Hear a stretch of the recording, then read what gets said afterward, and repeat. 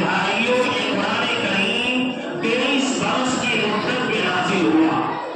اللہ کے نبی پاک علیہ السلام ابھی غار حرا کے اندر 6 ماہ سے عبادت میں مشغول ہیں اور عمر شریف 40 برس کی ہو جاتی ہے. اللہ تبارک و تعالیٰ نے جبریل امین کو حکم دیا کہ جبریل جاؤ آج میرے محبوب کو کلام اللہ شریف کی آیات سنا کر کے آؤ، ان کو نبوت کا تاج پہنا کر کے آؤ، کائنات کا سردار بنا کر کے آؤ. چنانچہ جبریل امین علیہ السلام رب کا فرمان شاہی لے کر دنیا کے اندر نازل ہوتے ہیں. غار کے باہر کھڑے ہو کر کے میرے محبوب کو سلام کرتے ہیں. السلام علیکم یا محمد، اے محمد آپ پر سلامتی ہو. میرے مصطفیٰ غار سے باہر نکلتے ہیں. دیکھتے کیا ہے؟ ایک بہت بڑا فرشتہ ہے جس کا سر آسمان سے لگا ہوا ہے، پیر زمین سے لگے ہوئے ہیں، پیشانی پر سونے کے قلم سے کلمہ لا الہ الا اللہ محمد رسول اللہ لکھا ہوا ہے. میرے مصطفیٰ گھبراتے ہیں، غار میں واپس چلے جاتے ہیں. جبریل امین فوراً ایک انسان کی شکل کو اختیار کرتے ہیں، حضرت دہیا کانی کی شکل کو اختیار کرتے ہیں. غار میں پہنچتے ہیں اور پہنچنے کے بعد جا کر کے میرے مصطفیٰ سے کہتے ہیں اقرأ یا محمد، اے محمد پڑھیے. آقا نامدار نے فرمایا ما انا بقاری، میں پڑھا ہوا نہیں ہوں. جبریل فوراً میرے مصطفیٰ کو اپنی آغوش میں لیتے ہیں، وہ اتنی شور سے بھیجتے ہیں. میرے ذریعے علم عطا فرمایا ہے، اس رب کے نام سے پڑھیے. قرآن کی یہ پہلی 5 آیات میرے محبوب پر جبل نور پر نازل ہوتی ہے.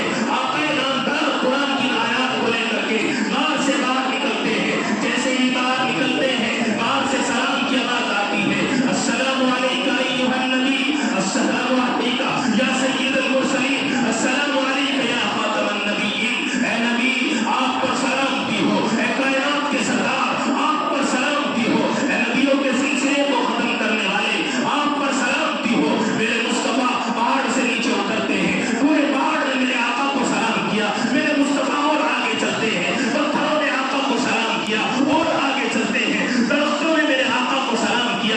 الغرض آسمان اور زمین کی تمام چیزوں نے میرے مصطفیٰ کو سلام کیا ہے. السلام علیکم ایھا النبی، السلام علیکم یا سید المرسلین، السلام علیکم یا خاتم النبیین. اے نبی آپ پر سلامتی ہو، اے کائنات کے سردار آپ پر سلامتی ہو. میرے آقا قرآن کی آیات کو لے کر کے اپنی بیوی خدیجہ کبریٰ کے پاس پہنچتے ہیں اور جا کر خدیجہ سے کہتے ہیں زمیلونی زمیلونی زمیلونی زمیلونی، خدیجہ مجھ کو چادر اٹھاؤ، خدیجہ مجھ کو چادر اٹھاؤ. خدیجہ چادر اٹھاتی ہے، پوچھتی ہے میرے سرتاج آپ کو کیا ہوا ہے. میرے مصطفیٰ نے غار کا پورا واقعہ بیان کیا، پورے آیات بیان کی کہ میرے پاس جبریل آئے ہیں جنہوں نے کچھ آیات مجھ کو سنائی ہے.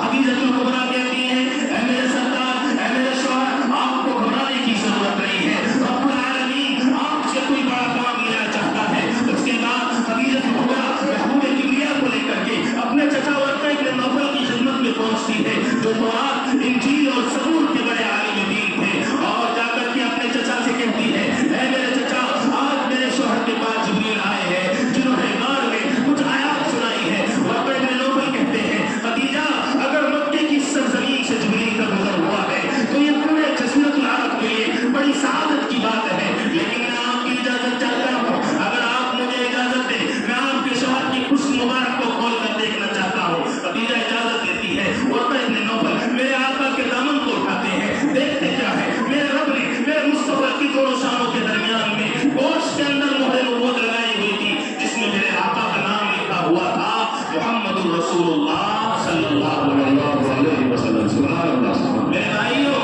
یہ منظر دیکھنے کے بعد ورقہ ابن نوفل کہتے ہیں خدیجہ تمہارے شوہر کوئی معمولی شوہر نہیں، یہ کوئی معمولی انسان نہیں ہے، یہ آخری نبی ہے، آخری پیغمبر ہے. تورات، انجیل اور زبور میں جو نشانیاں میں نے پڑھی ہیں وہ تمام کی تمام نشانیاں آپ کے شوہر میں صادق آ رہی ہے. لیکن ایک وقت آئے گا آپ کی قوم مکے کی سرزمین سے آپ کو باہر نکالے گی. کاش میری اتنی عمر ہوتی تو میں اس وقت میں تمہاری مدد فرماتا. میرے بھائیوں میرے مصطفیٰ پہ قرآن نازل ہوتا رہا، میرے آقا نے قرآن قدر صحابہ کو دیا، وانتی عشیرت کی تربیت نازل ہوتی ہے. میرے مصطفیٰ نے اپنے قریبی رشتہ داروں کو جمع کیا اور بتایا میں آخری نبی ہوں، آخری پیغمبر ہوں، رب کی طرف سے بھیجا ہوا ہوں، میرے بعد کوئی نبی نہیں آئے گا.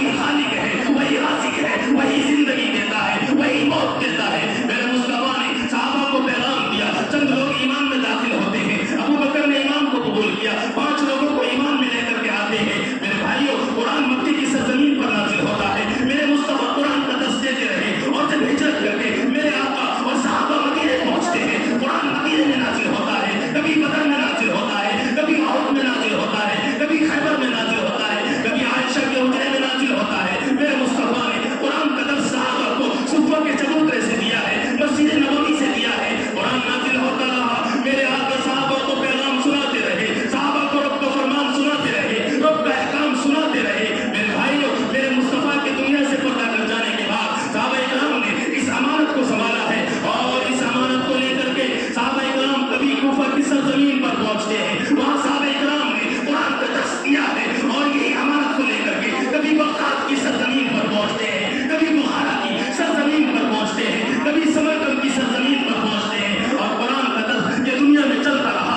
اور جس وقت میں بخارا اور سمرقند کی سرزمین پر قرآن کی بے حرمتی کی گئی، علماء کی بے حرمتی کی گئی، اللہ تعالیٰ نے اس امانت کو وہاں سے اٹھا کر کے آپ کے ہندوستان میں دارالعلوم دیوبند کی سرزمین پر پہنچایا۔ آج الحمدللہ یہ دارالعلوم دیوبند کی نسبت ہے کہ پوری دنیا کے اندر قرآن کا درس ہو رہا ہے، پوری دنیا کے اندر حدیث کا درس ہو رہا ہے، یہ دارالعلوم دیوبند کی برکت ہے۔ آج الحمدللہ آپ کے چپے چپے پر محدث نظر آئیں گے، چپے چپے پر آپ کو علماء نظر آئیں گے، چپے چپے پر آپ کو قرآن کے الفاظ نظر آئیں گے۔ یہ وہی قرآن ہے جو کل میرے مصطفیٰ پر نازل ہوا تھا، اور مدینے سے چل کر کے آپ کی مسجد تک یہ قرآن پہنچ گیا ہے۔ ماشاءاللہ، سبحان اللہ۔ بھائیو، علماء دیوبند، علماء دیوبند، علماء دیوبند، آج الحمدللہ علم علماء کی برکت ہے، یہ قرآن کی برکت ہے، علماء قرآن پڑھ رہے ہیں، قرآن سکھا رہے ہیں، یہ علماء کی برکت ہے۔ سورج اپنی جگہ پر قائم ہے، یہ علماء کی برکت ہے۔ چاند اپنی جگہ پر قائم ہے، یہ علماء کی برکت ہے۔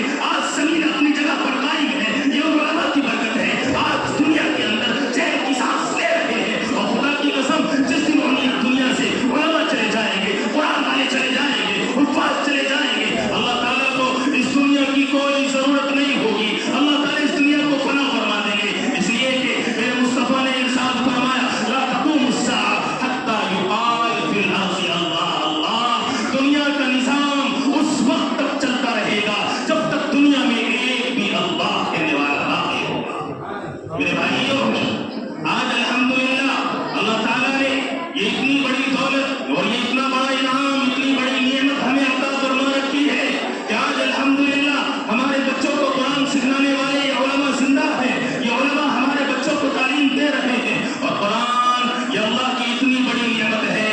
میرے مصطفیٰ نے اپنی زبان مبارک سے ارشاد فرمایا، خیرکم من تعلم القرآن وعلمہ، تم میں سب سے بہترین انسان وہ ہے جو قرآن کریم کو سیکھے اور سکھائے۔ میرے بھائیوں، اللہ تبارک و تعالیٰ نے اتنی بڑی دولت سے جہاں ہمیں نوازا ہے، ہمیں چاہیے کہ ان کی آبیاری اور آبپاشی کے لیے، اور ان کی در و دیوار کو مضبوط کرنے کے لیے، اور دین کے ان قلعوں کو سربلند کرنے کے لیے اپنے تن من دھن کی قربانیاں ہم ان کے اوپر لگا دیں۔ جب تک ہمارے پاس اللہ نے مال ہم کو دے رکھا ہے، زندگی ہماری باقی ہے، آپ یقین جاننا، اور خدا کی قسم اگر ہماری دولت دین پر قربان ہوتی رہے گی، ان مدارس پر اور مساجدوں پر ہماری دولت لگتی رہے گی، اللہ کی قسم اللہ دنیا میں بھی آپ کو نوازے گا، آخرت میں بھی نوازے گا۔ اس لیے کہ یہ دین کے قلعے وہ دین کے قلعے ہیں، اگر ان کی دیواروں کو ہم مضبوط کریں گے، ان کی دیواروں کو ہم سرسبز و شاداب کریں گے، تو ہم تم باقی ہے، ہمارا تشخص باقی ہے۔ اگر ان کو مضبوط ہم نے نہ کیا تو یاد رکھنا میرے بھائیوں، یہود و نصارہ اور غیروں کی اتنی طاقت ہمارے پیچھے لگی ہوئی ہے کہ وہ ہم کو پل بھر میں مسمار کرنے کے لیے تیار ہے۔ اس لیے مسلمانوں کھڑے ہو جاؤ اور قدم آگے بڑھاؤ، اپنی مسجدوں کو مضبوط کرو، اپنے مدرسوں کو مضبوط کرو۔ آج الحمدللہ قاری شمیم صاحب یہاں پر بیٹھے ہوئے ہیں جو کناوی کے اندر مدرسہ چلا رہے ہیں، اور اللہ کی قسم اللہ تعالیٰ نے ان کو وہ ہنر دیا ہے کہ انہوں نے اپنے مدارس کے اندر سے نہ جانے کتنے بچوں کو قرآن کے حفاظ بنائے ہیں۔ یہ مدارس کی دین ہے، انہی مدرسوں سے نکل کر کے آپ کے کوئی امام بنتا ہے، کوئی آپ کے بچوں کا استاد بنتا ہے، کوئی آپ کے گھر میں پڑھانے والا بنتا ہے۔ اس لیے میرے عزیز و بزرگوں، ہمیں چاہیے کہ اپنی مسجدوں کو بھی مضبوط کریں، اپنے مدرسوں کو بھی مضبوط کریں، اس لیے کہ میرے مصطفیٰ نے ارشاد